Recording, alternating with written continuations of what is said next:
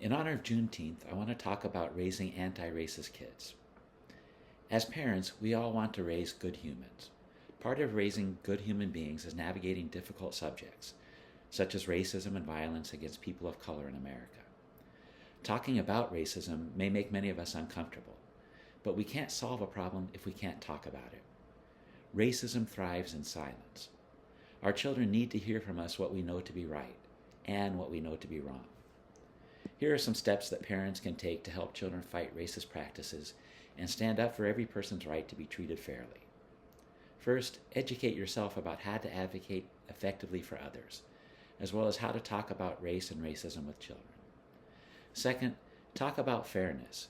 Even preschoolers are old enough to understand the concept of fairness.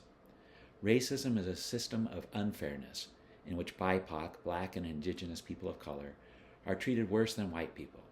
That is wrong, and we all need to work hard to fix it. If your kids have seen reports of police brutality in the news, talk about how upsetting it is to see people treated unfairly, and how mistreatment of Black people is part of a bigger picture. Explain that there is a multiracial coalition of people working together to put an end to racism and make the world safer for all of us. Third, encourage children to ask questions. All children have questions about race, skin color, and other differences. However, if parents are uncomfortable talking about race, children learn not to bring it up. When people say that their children are colorblind, what they really mean is that their kids have been trained not to talk about difference. Fourth, when it comes to younger kids, play, storytelling, and modeling the behaviors that we want them to emulate are the best ways to teach any subject. And that especially includes celebrating difference and rejecting racism.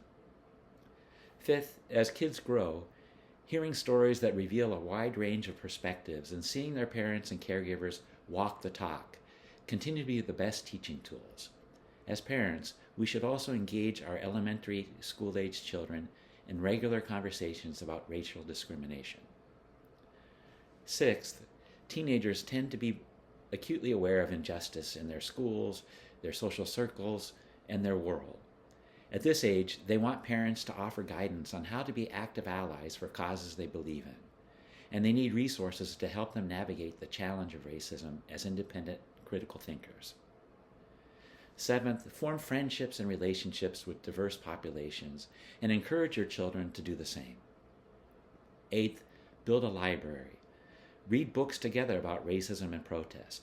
Choose stories with Black and Indigenous people of color as heroes and heroines. Further your own knowledge by reading books on anti-racism and race recommended by BIPOC booksellers and publishers. Ninth, keep the conversation going. The legacy of slavery is very much a part of life in the U.S. today. It is important to realize that all of us have internalized the rules of a society that is separate and unequal by race. Interrupting the cycle of racism requires vigilance in our daily lives.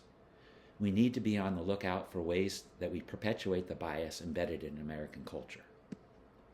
At every age, our children are looking to us to help guide them, both by giving them the learning tools that they need to thrive and by showing them through our own example what is right. Standing up to injustice is part of being a good citizen and human being. All children deserve to grow up in a world where they are safe and protected. Thank you for listening.